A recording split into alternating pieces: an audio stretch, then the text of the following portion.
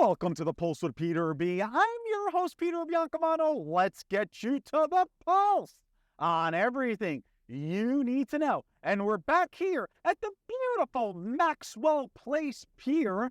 And I'm excited because she made her Pulse premiere a few months ago now, Dr. Shah, I believe. That's right. And we were at Il Tavolo di Parmigiano, which is a gorgeous restaurant. It was amazing. It was amazing. She's even learning from Peter B here, let me tell you. And I have a special announcement before we start this segment. And as you know, we usually start the show with a food segment, but this announcement is so big that we needed to start with Dr. Shah. Dr. Shah is going to be our new Pulse Medical Insider, and she would make appearances, hopefully, on a bi-monthly basis. We'll see. That's right. And I'm so excited. I can't believe I beat out food. This is a big day for me, too. I absolutely love that. So, today we're going to talk about something that a lot of people have been complaining about this summer, and that is heat and heat exhaustion. That's right. Dr. Shaw, I had a meal yesterday, and it wasn't even that big of a meal. But because I think of the heat, I just felt overly stuffed, and I didn't even want to do anything. And I couldn't go outside because it was hot. It was going to feel worse. So I guess my first question to you is preventable illnesses of either heat exhaustion or any type of heat-related illnesses. Yeah, well, this is really front and center right now, isn't it? Because of how hot it's been just in our area in New Jersey. And here's the thing. Normally, our body does a great job of regulating itself temperature-wise, and that's how all the organs keep working really, really well.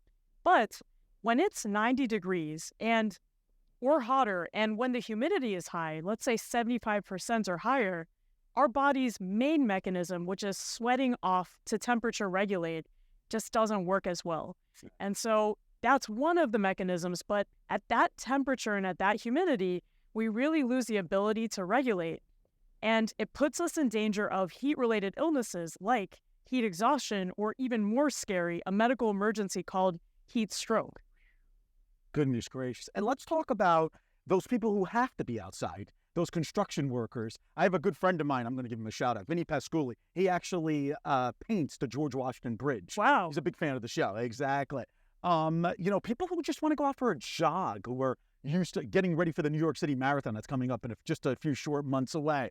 What do you say to those people who have to be outside in these type of temperatures and high humidity?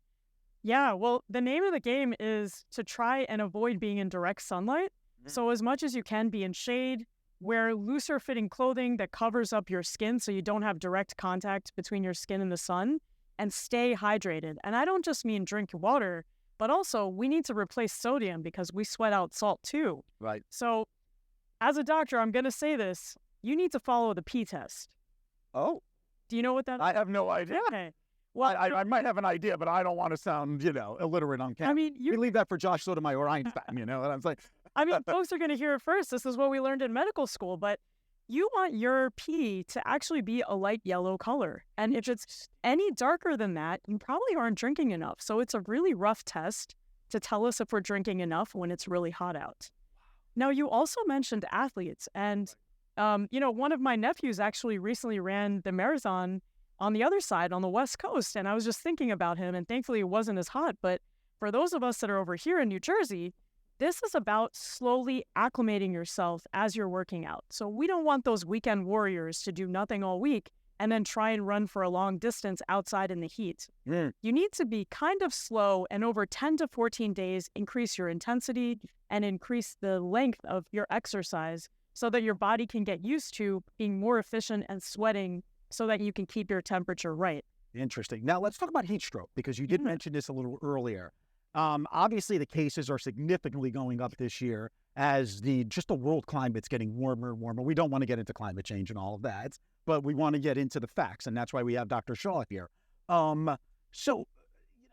You obviously have personally witnessed some people who suffer from heat stroke. What are some symptoms of heat stroke that people should look out for in these types of conditions? Yeah, that's right. And do you mind if we go back a step? Because there's heat exhaustion. Oh, I forgot about that. Sorry. Before heat stroke. Exactly. So this is where, if you have any of these symptoms, you really need to take a pause, because you can go very quickly from I'm a little bit in danger and I can go home and recover to I've completely tipped from heat exhaustion to heat stroke, and that's a medical emergency where you should call 911. So heat exhaustion, and I think this is going to ring a bell because probably everyone has felt this in some way. You might start feeling you're outside and it's hot. So that's the exposure. You're outside, it may be sunny and it's hot. And you start feeling a little nauseous. Wow. Or you start feeling a little lightheaded. You might start getting really sweaty and then all of a sudden stop sweating. You also might feel like your heart is racing. These are symptoms of heat exhaustion. And as I said, it's a sign that the body's giving us to say, hey, we're about to get into that danger zone. We really need to switch gears so that our bodies don't shut down because we're almost at that point where we can't regulate and our temperature is going to go up. It's just incredible. So do you have a story of a person who suffered from a severe case of heat stroke? Yes, and unfortunately, we see this every year. And in New Jersey, we actually have somewhere around, looking at the data from 2000 to 2020, around 20 people dying of heat stroke. And, there's some groups of folks that are at slightly increased risk. We're talking elderly, about, right? You got it, the elderly, folks that have high blood pressure, actually, that's another risk factor. And so we really need to be careful. But I'm a pulmonologist and an ICU doctor. And in the ICU, we unfortunately see people with heat stroke.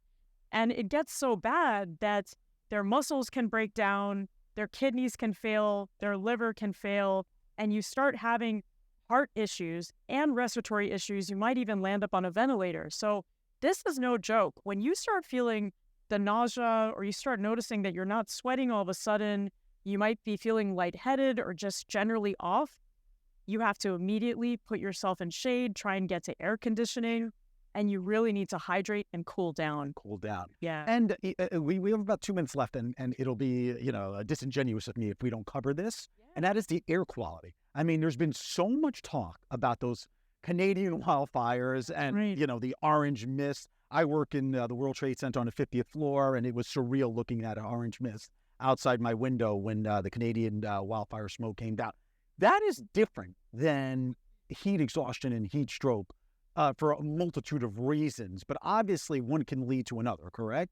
That's right. I mean, they both are happening in this context of high temperatures. So as we're seeing climate change and we're dealing with higher and higher temperatures, it's not only having the Canadian wildfires, but we also notice that air quality is worse. It's almost like there's a smog that comes and a trapping of all of the exhaust coming from cars and other pollution we have when you have high temperatures. So we had multiple reasons for us to have really bad air quality this summer.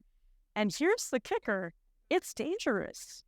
So if your air quality index, or AQI, is at 100, that's sort of the first level where if you are at risk, and so we mean younger than 18, older than 65, having lung diseases like asthma or emphysema, or even cardiovascular disease, you really need to make sure you're not exerting yourself outdoors.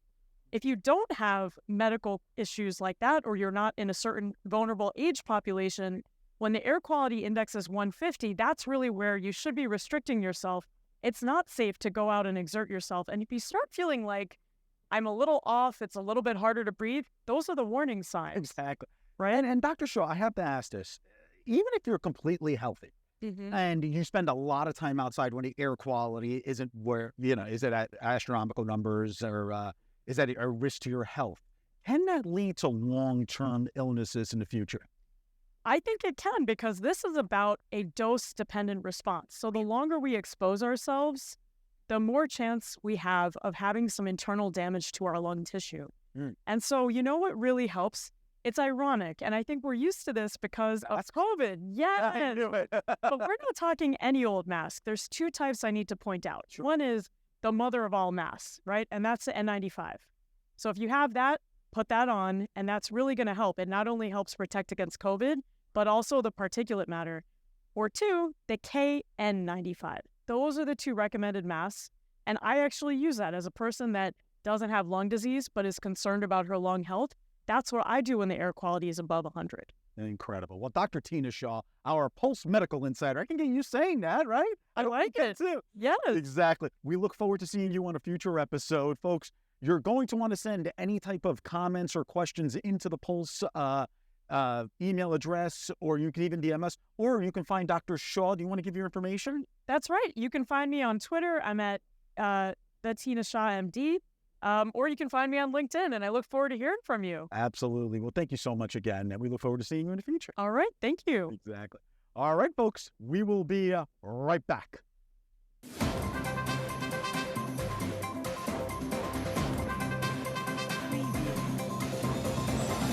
Peter Biancamano, your hostess with the mostest of the Pulse with Peter B. Folks, don't forget to go on our Facebook and our Instagram pages by searching The Pulse with Peter B, and like and follow us on each of those platforms. We're constantly updating those pages with previews of each week's segments and cool stories. Also, if you have any questions, feel free to reach out to our email address at thepulsewithpeterb@gmail.com. Welcome back. I'm your host with the most, Josh Sotomayor Einstein, on this segment of The Pulse with Peter B. And I'm so glad to be joined not by Peter B, that bum Biancamano, wonderful parents though, but by my friends and neighbor, Alex Garcia, who's running for state assembly in the 32nd Legislative District. That's right, the district that holds our wonderful Mile Square town. Alex, thanks so much for joining us. Thank you very much, Josh, for having me on. So I know you from being the neighborhood hero. I remember one time I came downstairs after hearing a ruckus, and you were chasing burglars that were trying to break into a store on our block. Yeah, we're neighbors. And I've never felt safer knowing that this gentleman is on my block, keeping away the local perps. But tell us, I know a lot of people around town have seen your community involvement. So tell us a little bit about yourself for anyone that doesn't know you. Okay, my name is Alex Garcia. I'm Hoboken born and raised. I'm 48 years old. Graduated from Hoboken High School. Graduated from Calabro Elementary School. Hoboken High, class of 93. Currently, I'm going to Rutgers University. I went back to school for the simple fact that my daughter went to school. She actually is in Rutgers University as a freshman. And one of the things I'm a strong believer is I don't need my kids ever telling me, Dad, why should I finish school if you never did? So hence, you have to lead by example. I'm a very, strong advocate here at Hoboken Board of Ed, very involved with the Hoboken Board of Ed, dealing with, the schools issues, the high schools, as well as whatever happened at Calabro. That's on the Hoboken education side. Municipality, I've dealt with Hoboken parking issues. I've helped out at the senior citizens building. I've done the Hoboken shelters within my fraternity. I've been involved in that sense. Actually, you saw me myself when the store downstairs, they were actually being robbed, and I'm a very advocate of not breaking the law. I chased after him for 3 blocks. During that time, I was very heavy. I was trying to catch up to him, and I lost him actually. Yeah, but you still chased them for a block. Yeah. When your wife came downstairs, she asked, "Where did my husband go?" And I'm like, "I don't know. I just saw him around the corner." I'm like, I'll walk around the block and look for him. Yeah. But so, for anybody out there in TV land that didn't already know you, they know now that you've been involved, that you've been a personal leader and a good example for your kids, not just for your kids, but for other young adults in terms of bettering yourself. Yeah. Now, what are the issues that you think need to be addressed by our state capitol? And for those that don't know, the Assembly is the lower house of the legislature in Trenton, in our state capitol. Yeah. So the reason I'm running is one of the reasons why is first off, I'm from the streets of Hoboken. Okay. I've done hospitality my whole life, and I've never been in public office. I'm not a believer of the blue or red. I'm a believer of the needs for the people. I'm not a politician, no, I'm in politics. But I think the change is needed in Hudson County in the sense that we need to have your everyday constituent, everyday person in office. Not politicians, not people being assigned from mayors or getting, all these endorsements. We need a regular Joe Schmo like myself who make a difference, who wants to be out there for the people. speak to the people, the everyday person. You know, I don't have no political ties. That's why I'm like I said before, I'm not a red or blue believer. You know, Well, sorry to cut you off, brother. But if everybody out there in TV land will stay tuned, and I definitely agree with what you're saying about having people elected, not selected, but stay tuned. We'll be right back. Welcome to Hudson River Care and Counseling.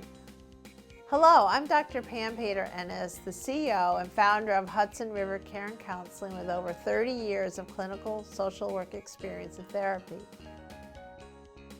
We are a progressive counseling and coaching practice with a diverse team that brings a holistic approach to clients. We offer support both in person and through digital platforms such as telehealth. Consider us a safe haven that you can trust with care for your mental health needs. Visit our website to set up a consultation today.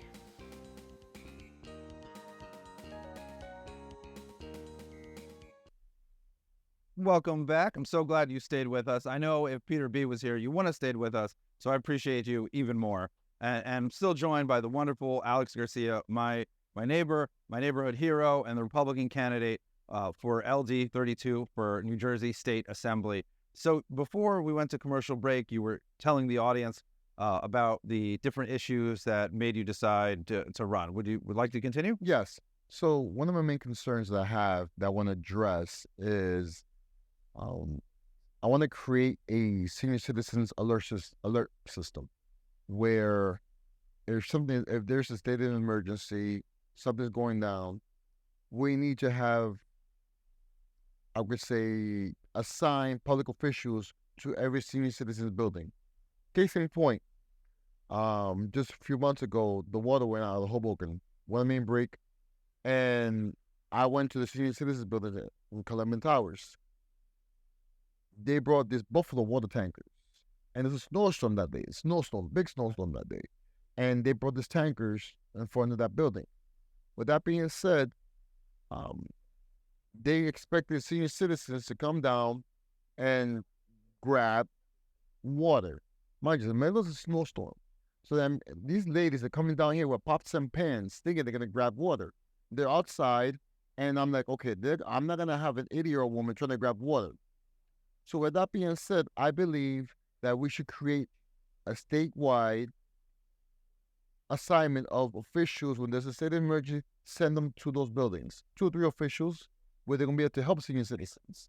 It could be either fire, police issue, whatever the case may be. We need that kind of presence. Another presence I'm looking into is I want to create all these e-bikes. We need to have registration for these e-bikes. They go flying down the street, 40 miles an hour, 30 miles an hour. Oh, it's not safe. Exactly, it's not at all. So I've actually crossed the street and I had to pull my 3-year-old. I'm holding her hand, yank her, because these e-bikes are flying down. And there's no registration. They could hit me, my daughter, and keep on going. And I have no clue who it is. So we need to have some kind of, responsibility as to these electrical bikes need to be registered. Maybe we can have insurance on them, if possible, and have these apps make sure that these bikes are registered through, Grubhub, through Uber Eats. They all need to have these bikes registered. One of the main issues I want to address if and when I become elected. I hear you. I mean, listen, there was not enough accountability when it comes to the new forms of transportation. And, I'm not an advocate of regulation, but I am an advocate of responsibility. And you have these people that are just, all types of people that are just driving, their motorized vehicle just happens to have 2 wheels with reckless abandon, going through red lights, going, down one-way streets the wrong way, and almost running over elderly people, children, and people of all types of ages. So it's definitely a problem. I 100% hear that. Now, we only got a minute left. Is there any other message you'd like to send to the voters out there, across your district? Yes. I'll always be for the constituents, not for any party. Vote for the candidate, not the party. I'm basically Alex Garcia. I'm running the Republican ticket, but don't see me as red or blue. See me as for you. My name is Alex Garcia. I'm running for 32nd legislative district here for Hoboken, New Jersey City. Thank you. Well, Alex, thank you so much. I hope to have you on again. Yeah, anytime. Appreciate it. Stay tuned. We'll be right back.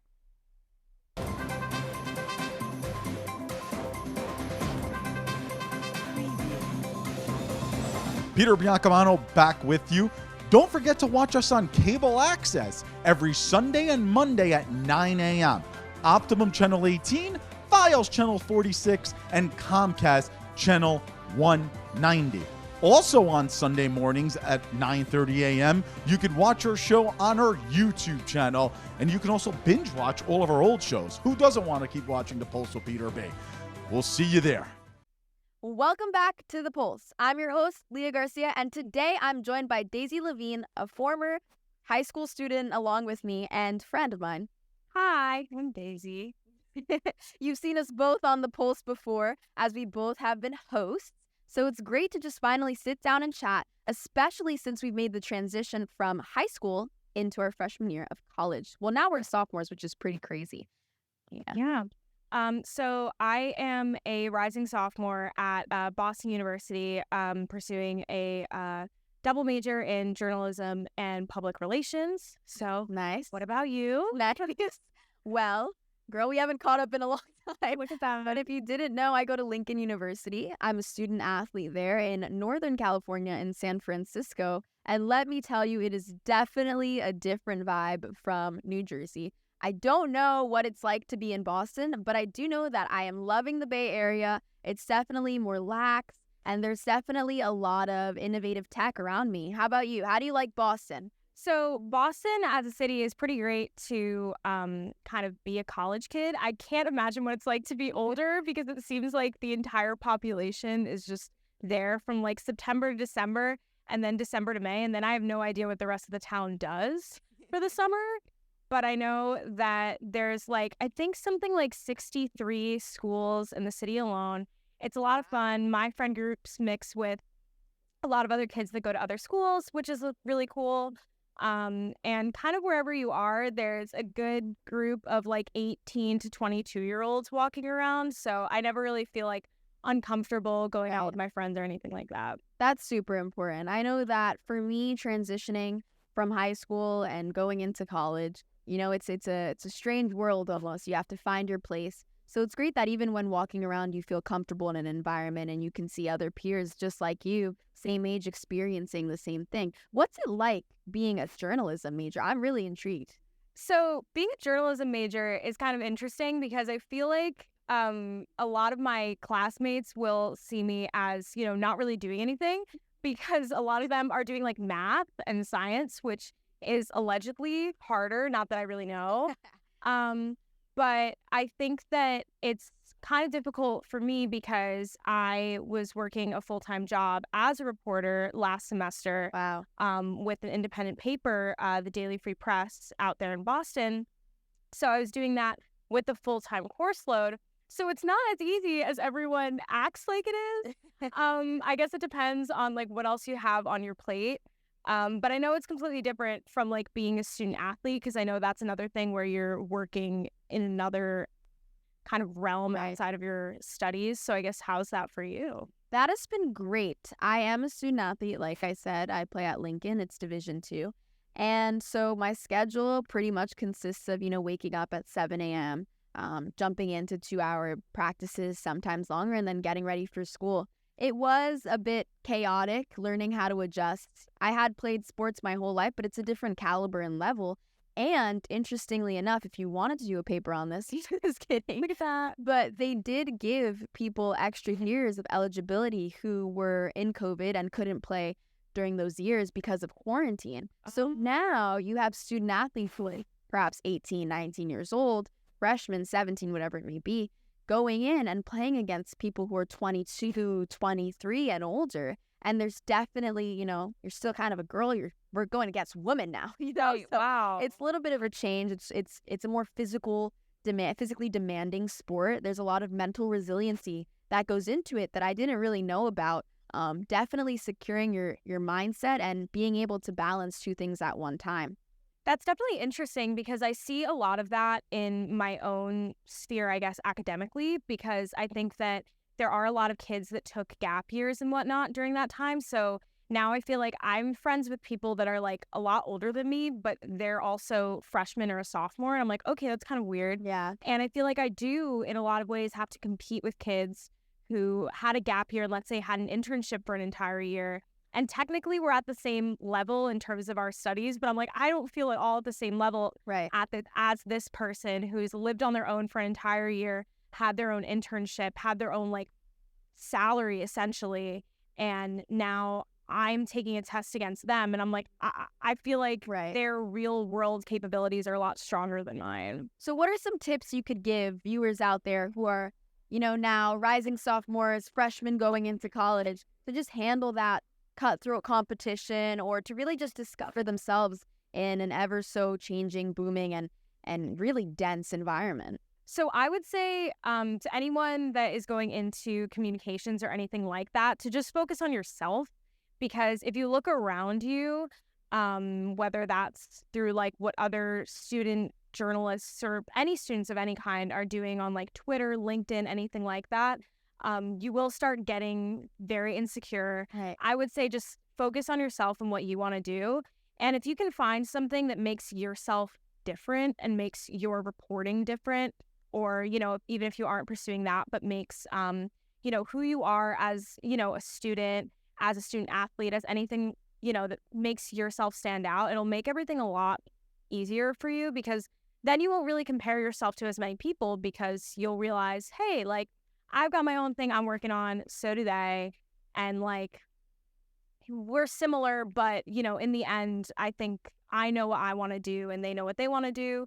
And even if I feel like at the time they might be doing more than me, we're just all going at our own pace. I definitely agree with that. It's kind of like in sports, you have different people vying for the same spot, trying to get the same position, trying to be starter. And there is a lot of cutthroat competition. And so when you look around you, you're thinking, man, this girl scores more goals than me. She's a better defender, whatever it may be. But if you really focus and hone in on developing your own characteristics, you start to learn that there's something that you can provide in greater value than that person can. And together, you guys could create the most impact. So it's really great to hear that, those tips, even for myself. It was refreshing. I did that. No, I think it's definitely hard going into anything that you do, whether it's college, sports, even if you're just still trying to get through high school, or if you're just trying to get through your job. But I think you just really have to focus on yourself. There's a lot of like other distractions out there with other people. And it all can be very time consuming, even to just scroll through everyone's like social media. But again, like, you have to know that you're on your own journey.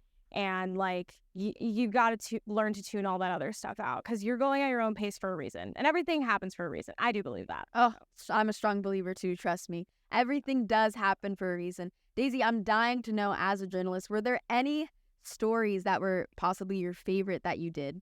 Oh boy. Yeah, I do. I have some favorites. One of them, I got to, amplify a voice that like I loved listening to growing up. There's a band called Fishbone, that talks a lot about racial justice and civil justice, and has been going on about that for like many years, and conflating that with music I think is great. That was a great story to tell. I got to do that for Daily Free Press out in Boston, which is really fun. Was it a little hard to deal with their like touring schedule, and the fact that there's a time difference, and the fact that musicians aren't the most reliable? Oh yeah, I could only imagine that.